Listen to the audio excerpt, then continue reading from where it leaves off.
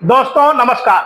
सबक समाचार में आपका स्वागत है। सदर कोतवाली क्षेत्र के बहुचर्चित महारथी विद्या मंदिर के छात्र आरिश खान के साथ हुई घटना को लेकर के फिलहाल पुलिस एक्टिव मोड में है।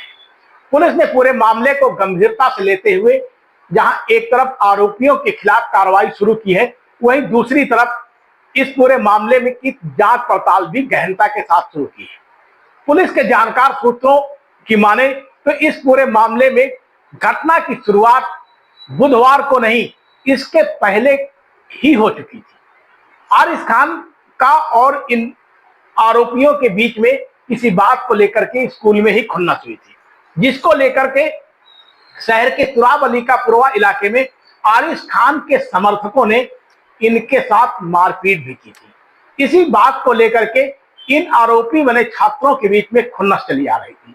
हालांकि सूत्रों का यह भी दावा है कि इसकी कहीं न कहीं जानकारी स्कूल प्रबंधन और परिजनों को भी थी। यही वजह है कि जब आरोपी छात्र वहां पर स्कूटी से लेकर के और हाथ में डंडे लेकर घूम रहे थे, तो प्रबंध तंत्र को स्कूल के लोगों को जानकारी मिल गई थी और बाकायदे पुलिस भी अलर्ट मोड थी। लेकिन होनी को कोई टाल नहीं सकता है। फिलहाल इस घटना के बाद शुक्रवार को जैसे ही आरिश खान की मौत की खबर शहर में लगी, तो जंगल में आग की तरह फैल गई। सदर कोतवाली क्षेत्र के आबू नगर क्षेत्र के इलाके के रहने वाले आरिश खान के घर के आसपास सैकड़ों की संख्या में लोग पहुंच गए और भावनात्मक तरीके से दुख व्यक्त किया। इस दौरान जनप्रतिनिधियों का भी आना जाना शुरू रहा।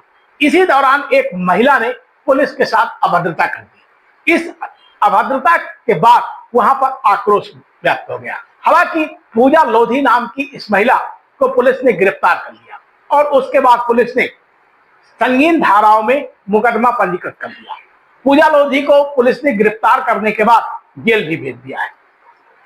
इतना ही नहीं, इस पूरे मामले में शुक्रवार की देर शाम तक काफी ज्यादा हंगामा होता रहा। सड़क को जाम करते रहे, छोटे छोटे मासूम बच्चों को आगे किया गया और इन मासूम बच्चों के द्वारा वी वांट जस्टिस के नारे लगवाए जाते रहे। काफी देर तक ये बच्चे नारे लगाते रहे। शहर के तामेश्वर मंदिर से आबू नगर डाक बंगला की तरफ जाने वाले मार्ग को बाधित किया गया। हालांकि पुलिस ने इस पूरे मामले में पुलिस मुजहमत का भी मुकदमा दर्ज किया है और उन लोगों को चिन्हित किए जाने का काम भी शुरू किया है जिन्होंने सड़क में उतरकर पुलिस के साथ बदसलूकी की और काफी देर तक खाकी के खिलाफ मुर्दाबाद के नारे भी लगाए। ऐसे लोगों को चिन्हित करके पुलिस कार्रवाई करने में जुट गई है। ऐसे पुलिस का दावा है कि ऐसे लोगों को बख्शा नहीं जाएगा। देर शाम जब आरिश खान का शव आया, उसके बाद परिजनों ने पूरे तरीके से पुलिस का भी सहयोग किया और शव का अंतिम संस्कार कर दिया गया। अब इस पूरे मामले को लेकर के तरह तरह की चर्चाओं का बाजार गर्म है। सोशल मीडिया में तरह तरह के वार किए जा रहे हैं। कहीं ना कहीं इस पूरे मामले में राजनीति भी की जा रही है। लेकिन सबसे खास बात यह है कि जिन मासूम बच्चों को सड़क में उतारकर धरना प्रदर्शन किए जाने की कोशिशें की गई, महिलाओं को सड़क में उतारा गया, आखिर इसके पीछे, पर्दे के पीछे कौन था? शहर का माहौल बिगाड़ने की कोशिश किन लोगों ने किया, यह भी पुलिस जांच पड़ताल करने में जुटी हुई है। ताज्जुब की बात यह है कि लगातार पुलिस अपनी कार्रवाई कर रही थी और इस सब के बावजूद भी पीड़ित पक्ष की तरफ से यह आवाज आती रही कि पुलिस के द्वारा कोई भी कार्रवाई नहीं की गई है। लेकिन पुलिस का कहना था कि जो भी विधिक कार्रवाई है वो न्याय संगत तरीके से कड़ी कार्रवाई की जा रही है और आरोपियों को गिरफ्तार किया गया है। सबसे खास बात इस पूरे मामले में यह है कि छोटे छोटे मासूम बच्चों को, जिन बच्चों को यह नहीं मालूम है कि वी वांट जस्टिस का मतलब क्या होता है, इंसाफ क्या होता है, जुर्म क्या होता है, जुर्म की दुनिया क्या होती है, ऐसे बच्चों को आगे करके इस पूरे मामले को तूल देने का प्रयास किया गया। शहर के माहौल को बिगाड़ने की कोशिशें की गई। हालांकि इस पूरी खबर के मामले को लेकर के कहीं ना कहीं लोग रिएक्शन भी प्रकट कर सकते हैं, लेकिन आरिश खान की सनसनीखेज हत्या लोगों के दिलो दिमाग में बैठ गई है। सबसे खास बात तो यह है कि पीड़ित परिवार के साथ सभी लोग हैं और सभी लोग चाहते हैं कि पीड़ित परिवार को न्याय मिले। इसमें किसी भी तरीके का किसी को डाउट करने की जरूरत नहीं है। लेकिन पूरे मामले में मासूम बच्चों को आगे करना क्या समाज हित में उचित था? ऐसा कोई भी ना कानून इजाजत देता है और ना ही समाज इजाजत देता है। फिलहाल इस पूरे मामले को लेकर के अब शहर में तरह तरह की चर्चाओं का बाजार गर्म हो गया है। दूसरी तरफ स्कूल तंत्र पर भी सवाल खड़े हुए हैं। आखिर वहां पर मौजूद सिक्योरिटी गार्ड क्या कर रहे थे? जब जिस समय घटना हुई वहां पर स्कूल के छात्रों के द्वारा स्कूल के टीचरों को बताया जा रहा है। ऐसे में मौजूद सिक्योरिटी गार्डों पर भी प्रश्न चिन्ह खड़ा हो जाता है।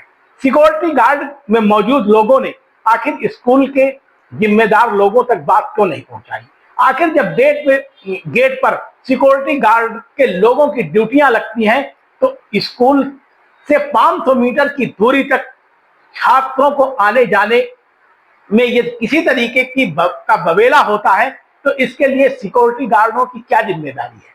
क्या सिक्योरिटी गार्ड की ड्यूटी में मौजूद लोग वो कोई केवल इतनी ही जानकारी दी जाती है कि वो वहां पर मौजूद सामान की देखरेख करें?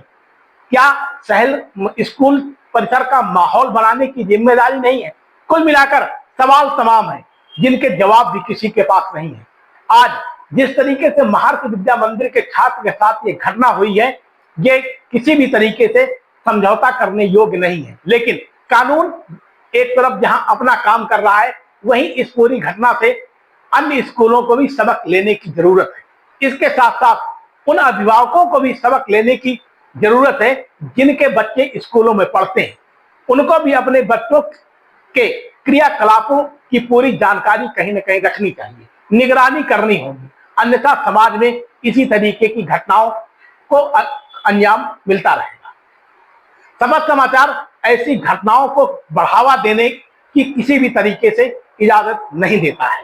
हम ऐसी घटनाओं को लेकर के पूरे तरीके से संजीदा है, लेकिन शहर का माहौल, जिले का माहौल भी बनाए रखना हमारी जिम्मेदारी है।